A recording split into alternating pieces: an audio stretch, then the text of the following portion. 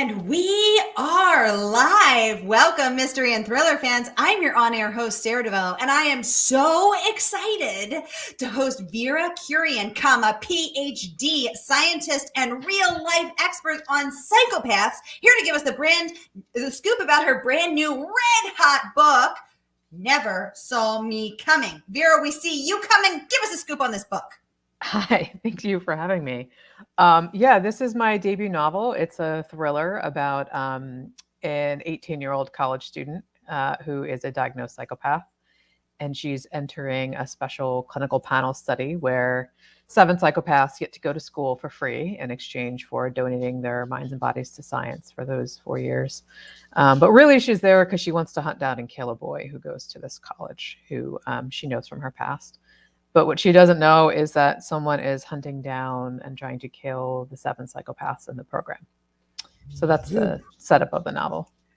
Tasty. Let's get into every dirty detail. But first, I just want to welcome everyone who's watching on Facebook, who's watching on YouTube, who's watching on Murder by the Book, who's watching on my channels, who's watching in my private Facebook group, Mystery and Thriller Mavens, whoever you are and wherever you're watching from. Welcome, welcome, welcome. If you've been here before, you know the drill. And if you're new, welcome. Here's the drill.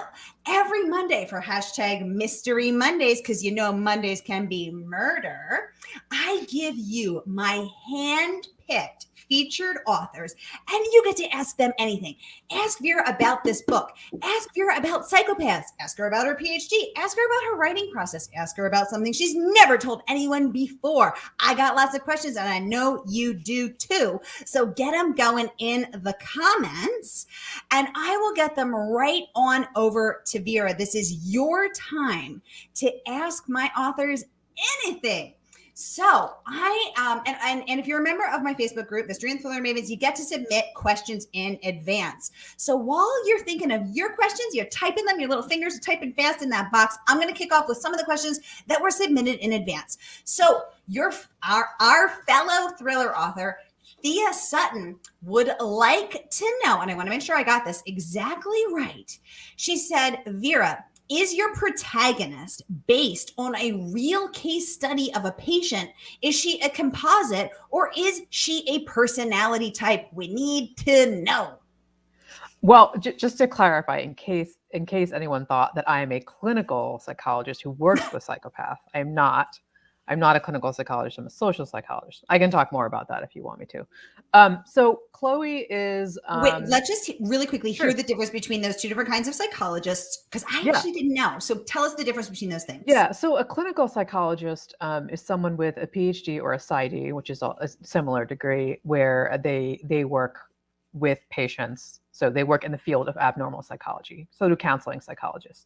A social psychologist, there's all these other fields that don't see patients. So like social psychologists, learning and behavior, experimental, quantitative, where you're studying some aspect of human behavior, but not necessarily abnormal psychology. So I actually studied how politics relates to psychology. So things like intergroup relations, racism, American electoral politics.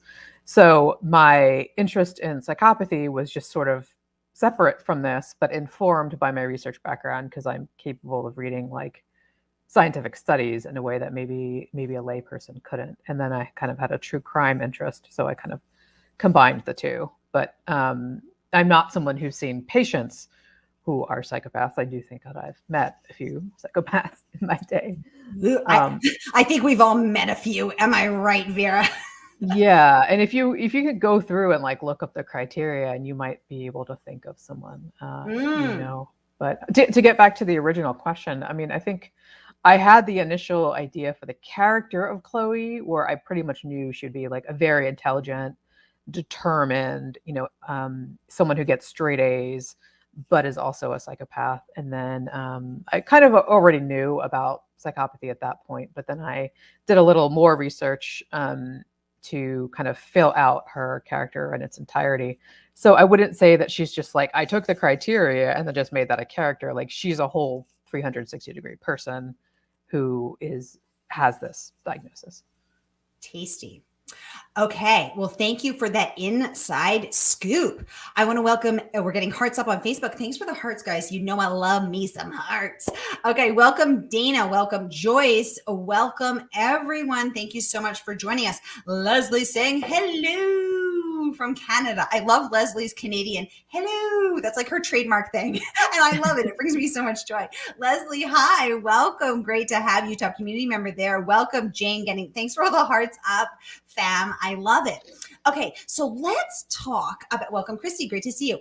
Let's talk about Chloe. So she is smart. She can present herself as normal. She's learned to mimic feelings that she doesn't necessarily feel. So she can, she can look very timid and very small. She can be kind of sexy depending on what she thinks the other person needs or wants or expects from her. So this is what's interesting about psychopaths. They don't feel these feelings of empathy themselves or anything, but they learn, because they're very smart, how to get what they want from the situation. So what I found fascinating about being in Chloe's perspective is to be in the mind of a psychopath, because I think we throw that term around a lot. Oh, she's so psycho. Yeah. My ex's, my husband's ex, what a psycho, whatever. Yeah. But this is an actual term. This is a condition, and people manage to live their life with this condition just like any other condition.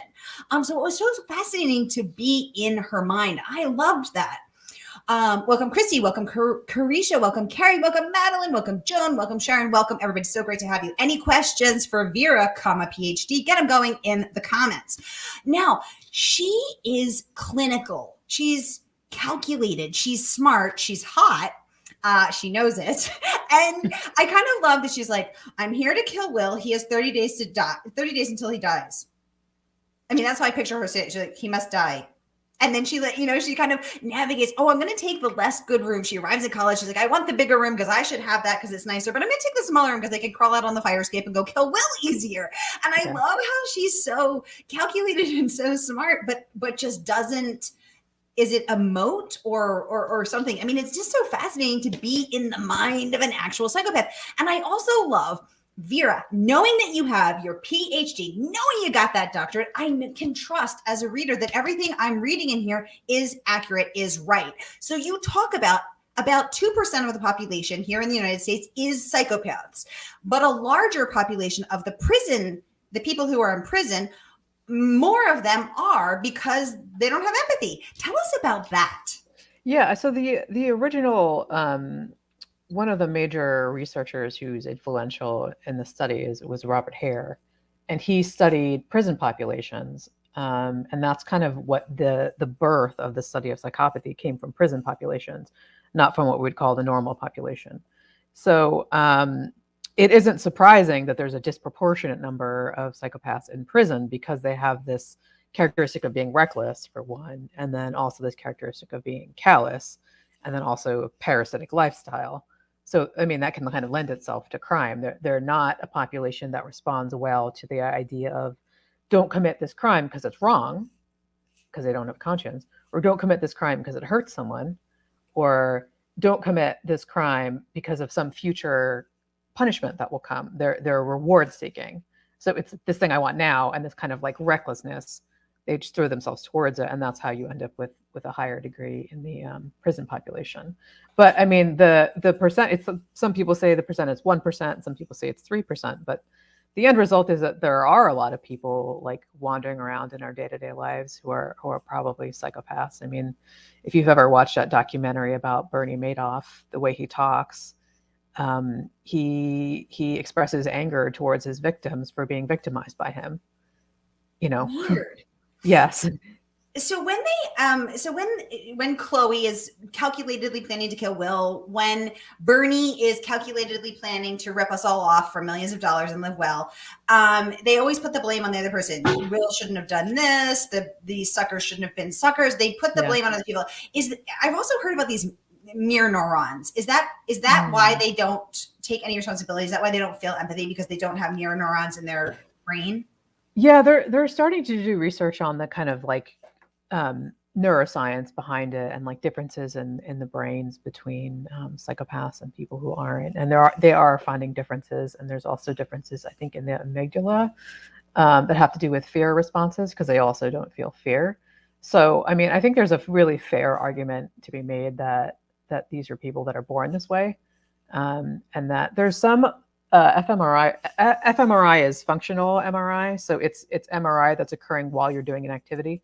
So there's some MRI research about that when they're looking at stimuli that's supposed to make them feel an emotion, they're not feeling the emotion, but they're thinking about feeling the emotion. In a way of trying to like copy something that they're not actually feeling. And that's a different process than actually feeling an emotion. So that would look like if I was a psychopath, I would, and you just shared something like, oh, my dog died or something really horribly sad, but I did not care about your dog or anybody else because I'm a psychopath. But I looked at you and then you were kind of like waiting for me to be like, oh my God, I'm so sorry. Because I learned, because I'm smart, that as a psychopath in my this imaginary scenario, I would then say, oh my God, I'm so sorry. Not because I was actually sorry or sad, but because I had learned that that's what you expected of me. And as a psychopath, I know how to navigate that. Yeah, but also you would do it because you want something. You know, you want to be seen as someone who's sympathetic, or you want to curry that person's favor. So you're Okay. you know, there's like a little bit of a thing where you're like, oh, here's what I should be doing. We should be doing the right thing. This is like the notion of superficial charm of, you know, these people are often very charming, you know, con men, that they really pull other people in by mimicking like the perfect emotion at the right time. And then you suddenly find yourself, you know, enamored with this person. Wow, I did not know that. This is just, I mean, it's just so fascinating. To learn about this. Welcome, Gabriel. Welcome, Sonia. Welcome, Ali. Welcome, Mona. Great to see you all. Thanks so much for joining us. Let us know if you have any questions for Vera. So, Vera, what was your research process for researching Chloe, the 18-year-old hot girl, leggings wearing psychopath who is at college planning to kill Will, and finds herself in not so much the hunter as the hunted? Yeah, so I did look at I looked at the DSM, which is the Diagnostic Statistical Manual, which is the it's sort of like a guidebook for psychologists, and they use it to diagnose people, but also the insurance codes. But anyway, psychopathy is not in there. Antisocial personality disorder is, which is similar. Some people say they're different, but there I have a giant textbook around here somewhere, the Handbook of Psychopathy, which is a actual textbook for like real people who are in the field. So it's not written for people that aren't used to reading these sorts of articles. But I read through a lot of that had some of the neuroscience. It had some interesting articles about the scale they developed to measure psychopathy, serial killing and psychopathy, sexual violence and psychopathy. So I did do some of that. But I mean, a lot of it is, you know, I wanted it to be informed by research, but fundamentally the characters are the most important thing, because like every psychopath in the book is completely different than the last. Fascinating. Oh, welcome, Christina, Bookstagrammer extraordinaire. She is a politically read girl on Instagram. She would like to know, what is a current read that you've enjoyed? And are there any particular authors that influence your writing? Great question, Christina. Vera, give us the skip.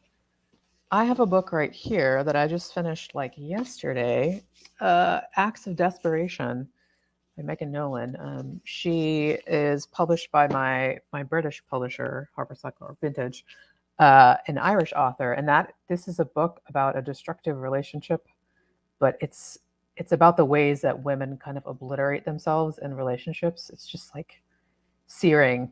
I think women should read this book. Authors that influence my writing, I would say, while I do read a lot of literary fiction, like probably 70% of what I read is literary fiction, I was really influenced by Stephen King. I grew up with Stephen King. He's just, I'm going to be a diehard fan of his, no matter what books he's writing. I always felt that like an intimacy with his writing, and then this sort of old-fashioned sensibility of like characters, even though they're in these ridiculous premises, he always had good characters, and I grew up with those books. So I mean, you never forget the books that you grew up with. What do you think made you feel the intimacy? I'm intrigued by your use of the word intimacy. What do you think cultivated that intimacy with books like It and Monsters I love and it. real. Yeah, it's my favorite. Yeah, I think it's, well, for one, he would write these long author's notes to his readers, where we call them the constant reader. But he also just the way that he would discuss kind of characters and interactions between them, and you just if you read like 15 books by the same author, you really feel like you know their writing. I mean, you don't know them, but you know their writing. And there are certain like turns that they do, and you're like, oh, this is a familiar Stephen King turn, and that kind of makes you feel intimate with them. Ooh, interesting. I love that you use the word intimate. Oh my goodness, we have celebrity author Hank Phillippe Bryan, who's actually hosting Vera tomorrow for my launch day. The Queen. We're talking about the King. We're talking about Stephen King. We got the Queen in the house. Hey, Hank, good to have you here. She's saying The Stand. Yeah. Absolutely. Is her favorite King book. So that's another great one. That's like number 2 on my list. Yay! So much in common here. Oh, this is absolutely fantastic. I love this.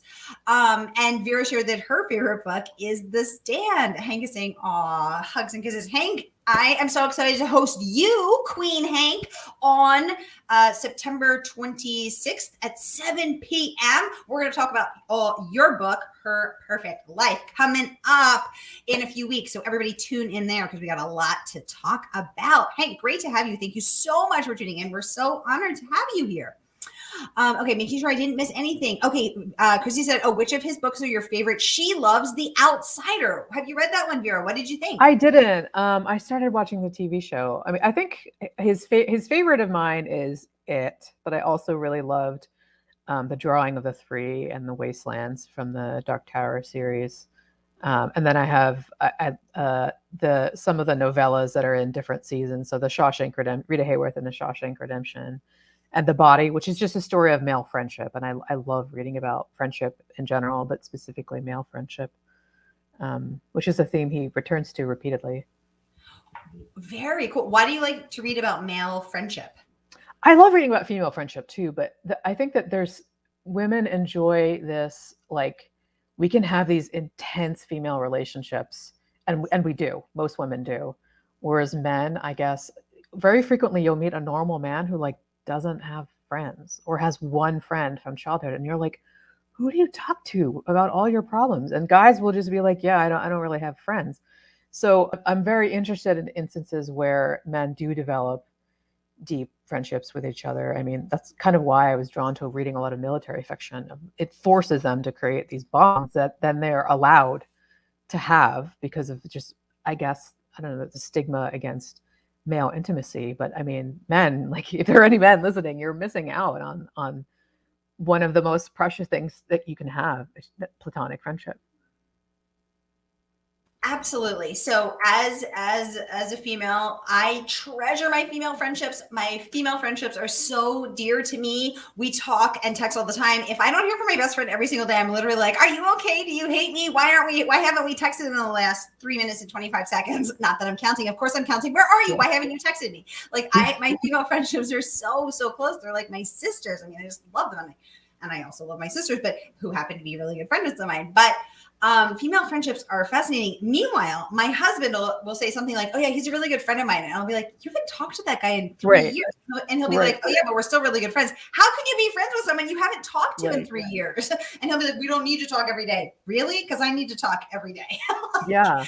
Oh my God, I love it. Okay, I want to get to make sure I'm not missing any questions here. Ooh, Sharon, great question. So is it that a psychopath isn't afraid of being arrested or incarcerated, like just no fear, but they believe that they're smarter than law enforcement, so they do not believe they could be outsmarted by police? She said that's badly worded. No, Sharon, we know what you mean. But basically, she wants to know, if they don't fear being caught, what causes them to hide their behaviors? Sharon, you must be reading my mind because I am dying to ask this question. Yeah. Give us a skinny. So this is really interesting. It's kind of a two-part question. One, I think it's both two things at the same time. It's one, lack of fear of punishment. Two, they also tend to be narcissistic. So they probably do believe that they've outsmarted the police. But the last part of her question about why do they hide their behaviors, They don't. I mean, there's an interesting chapter in this Handbook of Psychopathy about serial killers, and I just assumed that like, a lot of serial killers are probably psychopaths. And in this chapter, they go through the case histories of, I think 7 or 10 like very famous serial killers, and discover that only one of them was a psychopath, Ted Bundy. And some of these serial killers did very extreme things, if you know anything about Ed Kemper or Jeffrey Dahmer. But the premeditation and stuff that one might do to hunt and go out and kill someone, that's not reckless. And one of the characteristics of a psychopath is that kind of recklessness. So a lot of the behaviors that you see in a serial killer is not necessarily psychopathic. So, I mean, Chloe is kind of an interesting character because she is very kind of like planning things out ahead of time.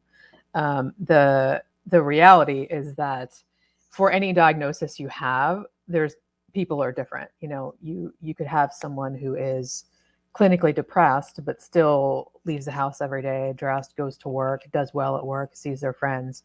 But that doesn't look like the typical person with depression. But everyone's a little different. I mean, Chloe is someone who's managed to maintain a high GPA, despite, having an element to her that's impulsive and reckless. So I try to show her impulsiveness and recklessness in other ways, where she tries to tamp it down of like, that's not good for my plan. I want to go do that, but I shouldn't. But she is kind of like a little bit reckless and impulsive in other ways. I don't want to give a spoiler. A certain scene with a geode, that's like her being impulsive. Not a good idea, but she does something. So it's kind of a mixture. Very cool. Lori Lee, hey girl, good to see you. A member of Mystery and Thriller Mavens. Good to have you here. Thanks for tuning in. Great question. Now, Vera, you look very youthful, but I'm guessing since you have your PhD, you're not 18. No. Lori would like to know, unless maybe you're a child genius. Maybe you are only 18. Lori would like to know, how easy was it to write a character that was so young? Yes, I'm wondering that too. I'm 44. I don't think I could write an 18-year-old. Who knows what these kids are thinking? I just turned 41. I think that, so I remember being in college, and I remember the sorts of things that we did. The one thing that I just like did not get is like Instagram and Snapchat. I had to talk to my slightly younger, cooler friends about like, so if you DM someone, like what exactly happens? And recently I had to join Instagram because of this book coming in, like things are happening and I don't know what they are. So yeah, I don't think that stuff I needed a little help on, but I do think I could put myself in the mindset of someone 18. She's very much focused on her own thing, her own project and her grades and her little life. She's not someone who's thinking about the broader, wider world. So it didn't feel hard to me. I hope that she did come off as someone who's 18. So hopefully that was successful. She did come off to 18 to me. So well done. Lori, thank you for the question. Vera, thank you for the answer. Loving this conversation, y'all. Thank you so much. Okay. Ooh, I'm making sure I didn't miss any questions here. Okay. Sharon said she's always loved Stephen King. Yay, King fans in the house. Lori is saying Carrie was her favorite King book. Christina's saying The Outsider and The Institute were her favorite King books. Loving this. Karen said your mug. Hey, Karen, good to have you. Remember the Monsters Inc. there? Mug. She said your mug is outstanding. Hold that mug up. What is that with your one eye, your Cyclops? It's the guy from Monsters Inc. The character. I can't remember the character's name. Oh my gosh. Okay. Wazinski. Yay! Karen said she just read the summary of this book, and the main character sounds so interesting. She is looking forward to reading it. Yes, Karen, interesting. Yes, interesting. Absolutely. I was fascinated to read the description and to dive into this book because she is so interesting in how she shapes herself to be what she to be what people want of her. When she's interacting with her professor, the guy running the study that she has voluntarily signed up for, she's very meek and very small and, oh, help me, sort of helpless. Yes. And then, the boys down the hall, she's kind of thinks they want her to be sexy or she said, you have to be hot enough for them to want to sleep with. Yeah. And she's very calculated in how she thinks these things through. It's just fascinating and chilling. I have to read something else before I go to bed. I got to get that ick off me, but I also got to keep reading. Christina is saying the book is even better than the series when it comes to the King books we were chatting about a few minutes ago. Sorry, I missed that one in the moment, Christina. Thanks for chiming in. As always, appreciate that. Lori is saying she's 45 and we didn't have all that social media stuff back then. Exactly. We didn't have it when I was, it was, I had a dial-up internet and that was it. Exactly. Right. Beep, beep. Yeah, I can't even make those noises. I mean, the one thing that I did want to do is include technology in the book, because I think what a lot of people don't do is not acknowledge the fact that people text each other or Google something immediately. And then, it's cheating. You're writing about the modern world. People use their phones. So you got to include the phones and the internet and all the other stuff. Absolutely. Absolutely. Karen says she's thankful for not having any social media. Amen. What a relief. I can't imagine having to live up to that Instagram airbrushed version of reality that the kids have to live with right now. Oh, Karen saying Mike Wazowski is the mug. Thank you, Karen, for letting us know. Oh, TL says Pet Sematary was an excellent study in parental grief. I love books that delve into human emotions to tell a story. He says that he says that that's the one book that he kind of regrets publishing because it was just so raw. I forget, he was writing about something in his own life, and that it's just such a dark book with kind of no hope at the end. And most of his books are kind of optimistic at the end. And I think I'm the same. I think all my books kind of end sort of positive. This book ended as positively as it could, I think. But it sounds like that's what you connected to with Stephen King's writing, in a way, what you as a psychologist, as a Ph.D. in psychology, wanted to provide for other people, that delving into the human emotions of very different types of people while also keeping us on the edge of our seat. Yeah, I wanted to take you inside the head of someone that maybe you wouldn't think you would ever root for or relate to, but that you do. Yes. Yes. Oh my God. So I read the back cover and I was like, oh, a psychopath. Like, clearly I will be rooting for her to get discovered, rooted out, whatever. But instead I was like, come on, Chloe, you can do it. Like, live, lady. Yeah, she's just too charming. She really is. I want to help her. I want to save her. I need to pull myself. I need to work on my own boundaries, clearly. Sharon saying, I'm 65. What's this internet thing, JK? This is Facebook, Sharon. Welcome for having that. Sometimes I don't know myself. Okay, Vera, you have an interesting story about how this book got published. Give us the inside scoop, the behind the scenes secrets to how you got this book deal. Sure. Yeah. So this is the third book that I attempted to get an agent for. And, I got an agent in November of 2019. And then we worked on some revisions for a while to get it ready for submission to editors. So you go out to the big 5 publishers. And then I finished those revisions the first week of March 2020. And then I wrote my agent like, this coronavirus thing kind of seems bad. And she's like, yeah, I think we should wait and not send it out because things are getting kind of hectic. So we waited a few months, and in the course of those few months, I was completely on lockdown. Like, I live alone. I was not seeing friends. It was that period of time where people are like, you should wash your mail and like all this other stuff. So I was completely isolated, going crazy. And then it was the last week of May, which was around the time the George Floyd protests started, which in DC were huge. Like, everything was shut down. There were helicopters there everywhere. So it was very emotional for me, particularly as a person of color living in America. And then we went out for submission on like a Thursday. And then we started to get offers on a Monday. And I was just like astounded. Like, they went to acquisitions over the weekend, I guess. And then texted my 2 besties who are my writing buddies who live in DC. And I hadn't seen them in months because of COVID. And we're like, we have to get together. We'll be outside. We'll take 10 feet apart just because we have to celebrate, because we'd all read this book. Well, I wrote the book, but they read the book, the first draft. They read multiple drafts. We'd all been working so hard. And then we had this like incredibly positive moment where in the middle of like all these terrible, chaotic things happening. So, I mean, everything that happened with this book, like that deal, and then we got the deal with Vintage UK, and then there's a film TV deal. All of this was happening during the like peak of COVID. So it was literally like the best of times and the worst of times. But everything that we did to produce the book, all of the editing, all of the publicity, all the marketing was done virtually, on Zoom or via email. And I didn't actually get to meet my agent or my editor until a couple of weeks ago. It's the first time I saw them in person. So I think, I mean, the team at HarperCollins and at Vintage have been incredible to like do everything to make this book a success, even though everything was done in the pandemic.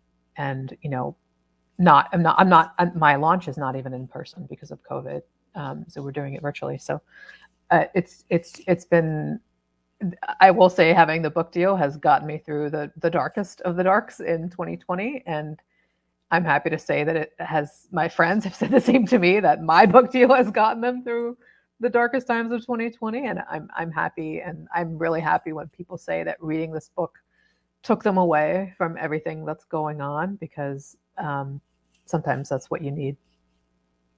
That is what you need. And what an incredible, heartening, heart expanding, hope rendering, hope bolstering, spirit bolstering experience to, I mean, it can take, some people are on submission for months or years. Yeah. And I mean, Catherine Stockett, author of The Help, famously shared that she was rejected by 65 agents before she finally got an agent, and then she was out on submission forever.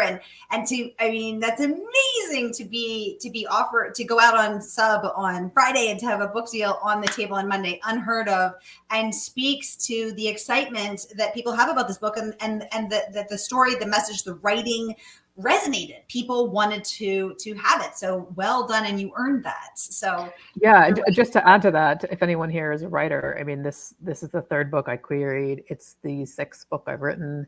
I probably queried 300 agents before I ended up getting an agent. If you add across the three books, I've been rejected hundreds and hundreds and hundreds of times. So you don't magically get a book deal in 2 days. It's what goes into that, behind that, is the fact that I've been like working really hard for many, many years. And some of it is luck, and some of it is the fact that I didn't give up on the 299th time I was rejected. Thank you so much for sharing that, Vera, because I think it is important that as authors and as women, we talk about rejection more. We talk about failure more, because I think we have this inherent cultural sense of shame that we have to hold up this fantasy and this fallacy of perfection. I'm fine. It just happened for me like that. I'm living the dream. And this is BS. I was trying to think of a polite word and I couldn't. This is crap. This is a lie. And it's important that we talk about the path. We talk about how hard it is, because it normalizes it for other people. Because if we're holding up this facade of perfection, it makes everyone else feel really bad that that's not happening for them. So I thank you for your authenticity. Thank you for your openness. Thank you for your transparency. This is empowering other people in the audience and other women in the audience to be brave and to rise and to try again. So this is amazing. Thank you.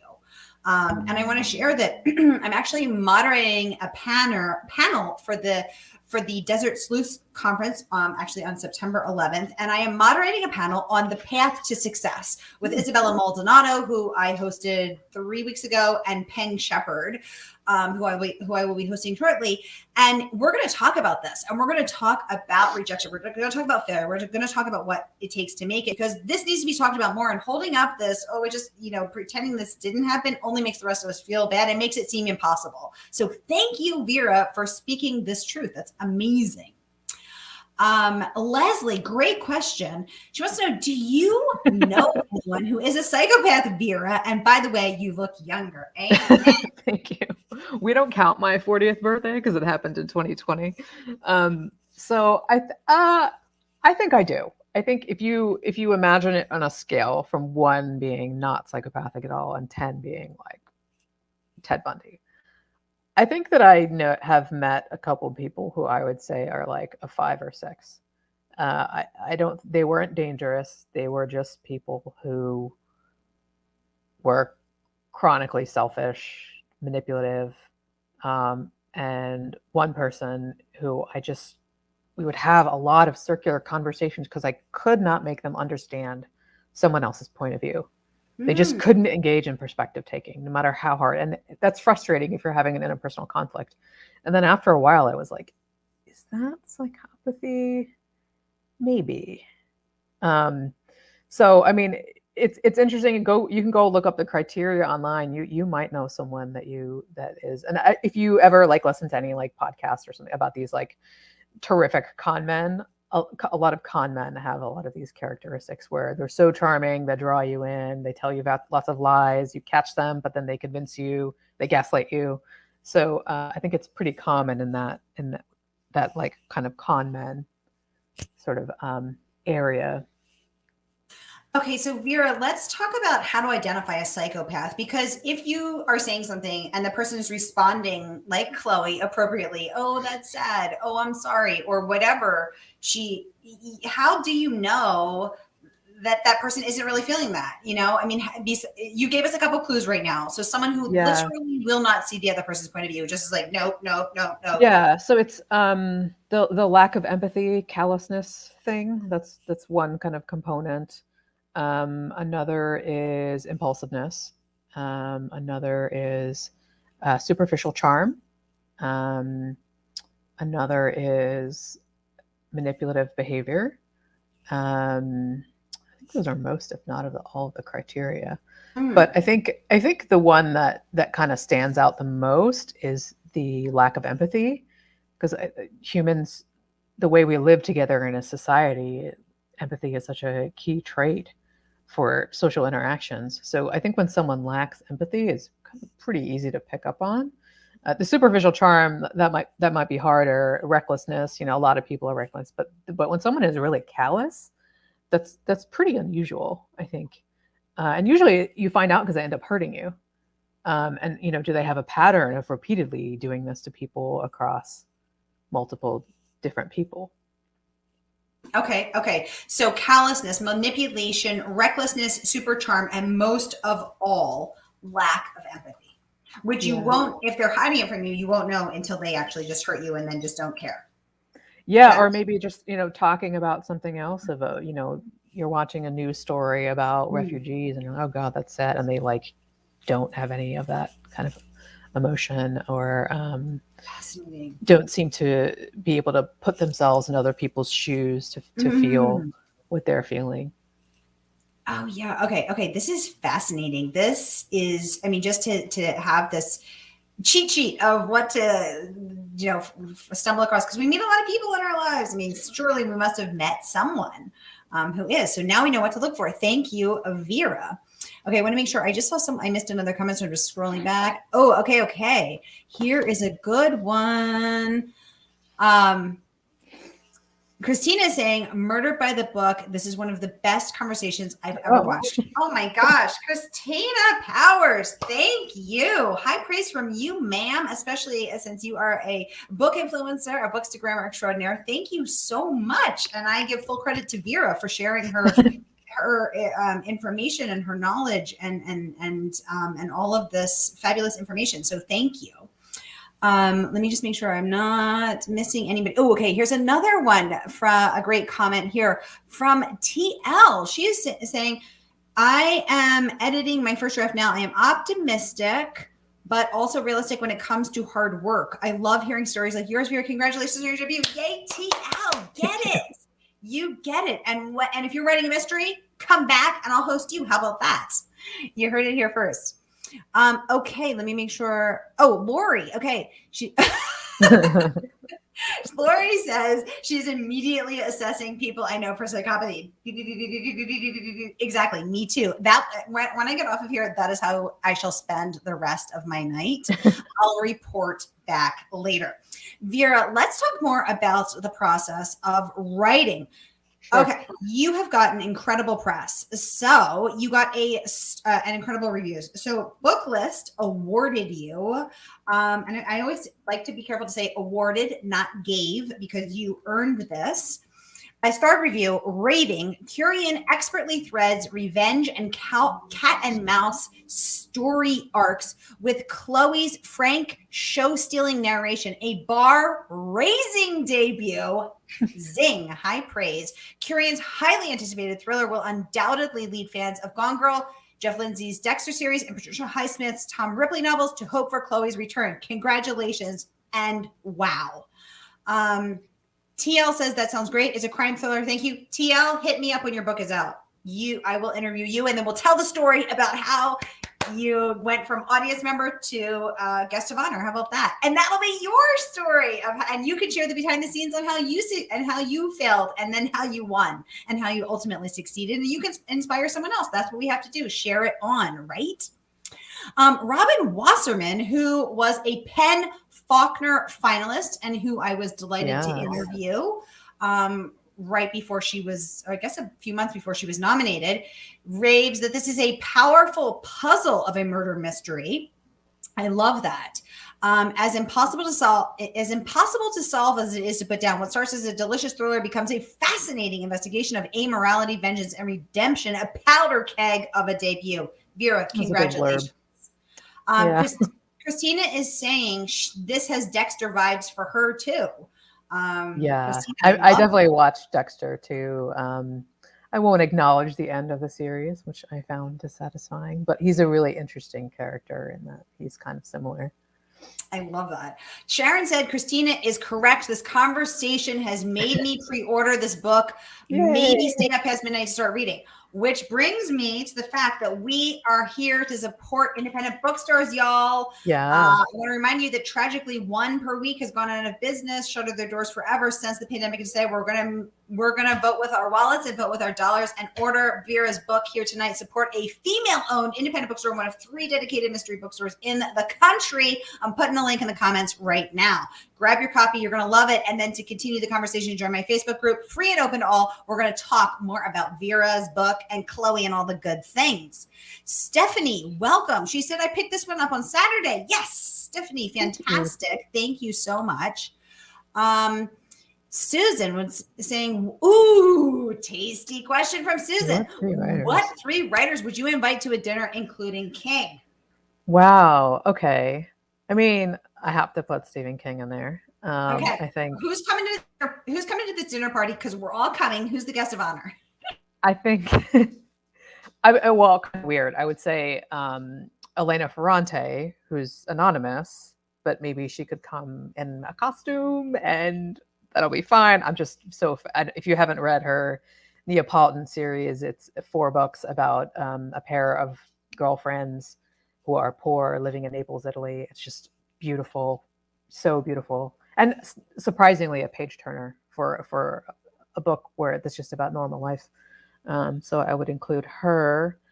And who's your 3rd guest of honor? Drum roll, please. I think I would say maybe David Mitchell. I mean, I think he's someone out there that just does really different things, and he's just extremely intelligent, and I would love to just pick his brain. Okay, well, that sounds like a rollicking good time.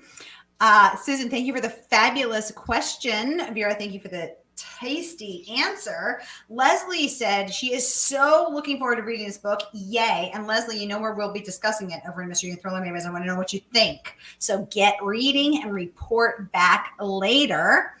Okay, I have got to read just a few more of these reviews. So the New York Journal of Books said it is fun, entertaining, and hard to put down.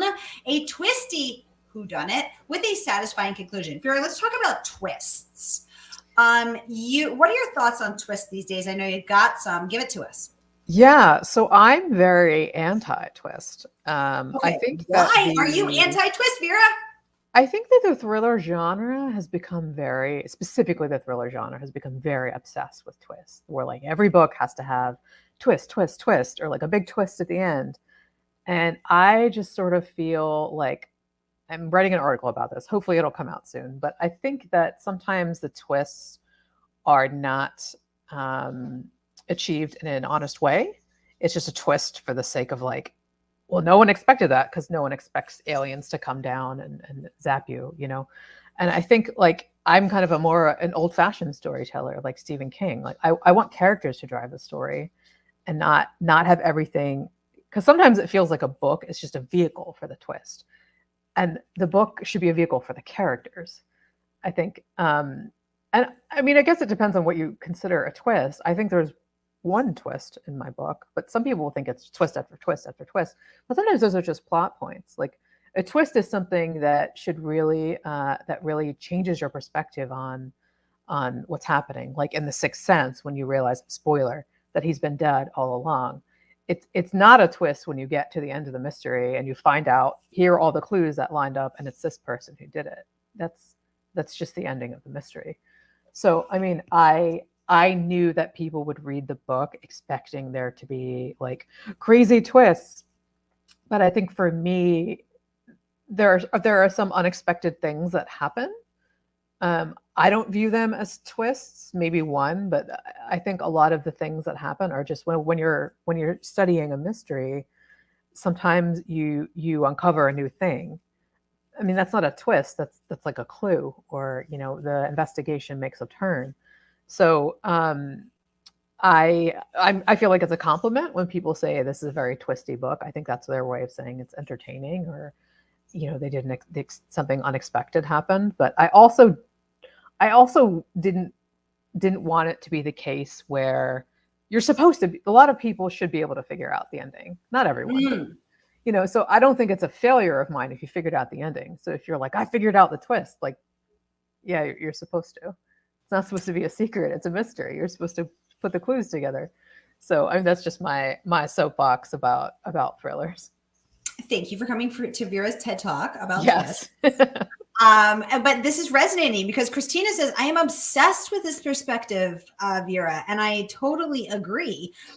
Jody says, I'm with Vera. I love a great twist, but a mystery thriller doesn't have to be one it doesn't have to be one to be a great read. Yeah. Jody, amen. I totally agree. Leslie is saying readers are evolving during the pandemic. Good for you for sticking to your beliefs about twists. Like everything else, we tend to want everything up front in the first chapter and then this big twist ending.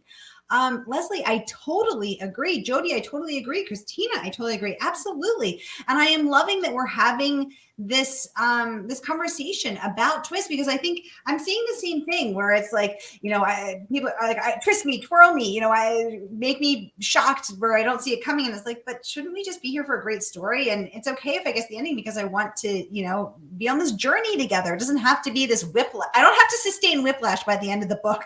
Yeah. I think one of the greatest compliments I got about the book is someone read the first draft and you're like, yeah, I wanted to know who was committing the murders, but really I wanted to know how these characters would solve the mystery.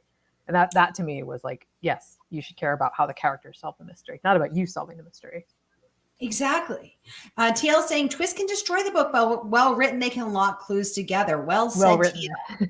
Absolutely. Yes. Lori Lee is saying, I agree too. A twist shouldn't be added if it doesn't serve the story. Oh my God. Okay. Who else is loving this conversation? I'm just like, yum, yum, yum, yum, yum. This is so great. I'm really enjoying this because we're talking about craft. We're talking about characters. We're talking about what matters, what resonates and why. And we shouldn't just be, doing something for the sake of it. So thank you all for sticking with me. I literally have I love my group. I love my fam here, my Mystery Thriller fam. Y'all are the best as always. Okay. We are out of time. We got 2 minutes left. Vera, parting thoughts, or anybody, one last question. Get it going in the comments. Vera, what do you wish I'd asked? What do you want to share? What do you want people to leave this book having felt, learned, experienced? If you were taken away, entertained by it, great. Pass it on to someone else who you think would love it. This is my first book. I would like to write more. The best thing that you can ever do for a writer is rate, review, and pass it on the book to someone else. I love that. Stephanie would like to know, what are your favorite novels on your nightstand right now? Love that question, Stephanie.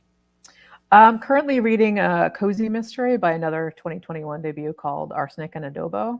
Oh my gosh! I've never read a cozy before, so I'm loving it. It's like, there's murder, but also there's like joking around and people eating delicious food, which I'm pro that. Absolutely. That's from Minotaur, right? I think it's Berkeley. Okay. Yeah. I love that because that's a Latina author, and I love seeing authors bring their culture to the page. This is absolutely Yeah, fantastic. I think she's Filipina. Is she? Okay, I thought maybe I'm thinking of a different author. I think the Adobo had me confused. Other adobo. The other adobo. Karen is saying, great conversation. I've read too many books lately that are full of twists for convenience. Oh, Karen, yes. Twists for convenience is the exact way to say that. Thank you. Oh, Christina's saying Berkeley. Thank you, Christina, for keeping me honest. Lori's saying, I loved Arsenic and Adobo. I highly recommend it. We need more writers of color to represent. Absolutely. Absolutely. I actively want to support and amplify writers of color and amplify their voices. And I'm proud to have as diverse a lineup as I do. And I want to have an even more diverse lineup. So send them my way. All right, y'all. Thank you so much for coming. Thank you, Vera. Congratulations on your pub day tomorrow. Everybody, I'm putting the link in the comments right now. Grab your copy, and I will see you at 8 p.m. with the authors of both sides, all Latino authors. See you in 10 minutes. Bye. Thank you.